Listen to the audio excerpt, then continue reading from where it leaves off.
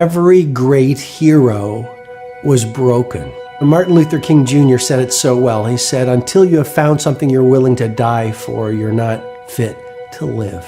Now, if you were to look at Nelson Mandela, he suffered more than most people. If you look at any great artist, they all outsuffered the majority. I had failed on an epic scale. An exceptionally short-lived marriage had imploded, and I was jobless, a lone parent, and as poor as it is possible to be in modern Britain without being homeless. And by every usual standard, I was the biggest failure I knew. Now, I'm not going to stand here and tell you that failure is fun. That period of my life was a dark one. If you succeed, and in most cases you will not succeed, and Tesla almost didn't succeed, came very close to failure. I don't ever give up. I mean, I'd have to be dead or completely incapacitated. So I applied jobs for 30 times, got rejected. I went for a police, they said, no, you're not good. I applied for Harvard for 10 times, rejected. Some people lose hope, lose vision, and start to complain. Because we also have the same period, because when it's not a good feeling being rejected by so many people. We also depressed, but at least later we find the world has a lot of opportunity. If you're trying to do something new, it's the best way to think.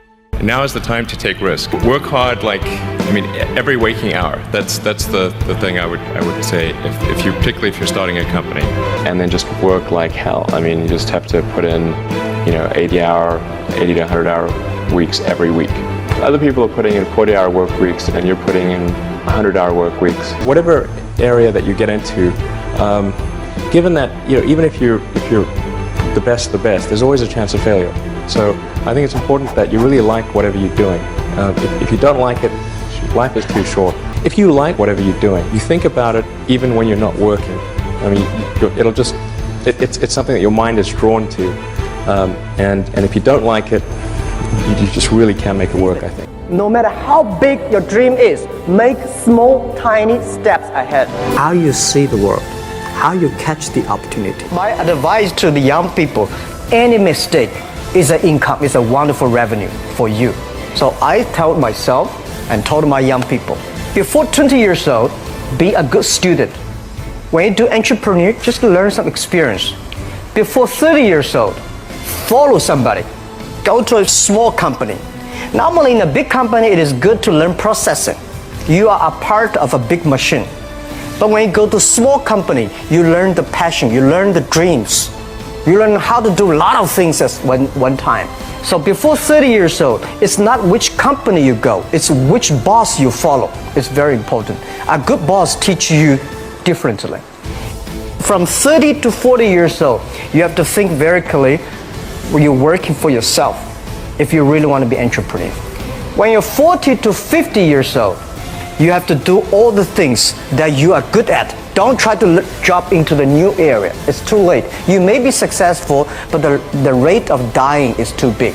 So 40 to 50, think about how can you focus on things that you are good at. But when you are 50 to 60 years old, work for the young people, because young people can do better than you. So rely on them, invest on them, making sure. So why do I talk about the benefits of failure? Simply because failure meant a stripping away of the inessential.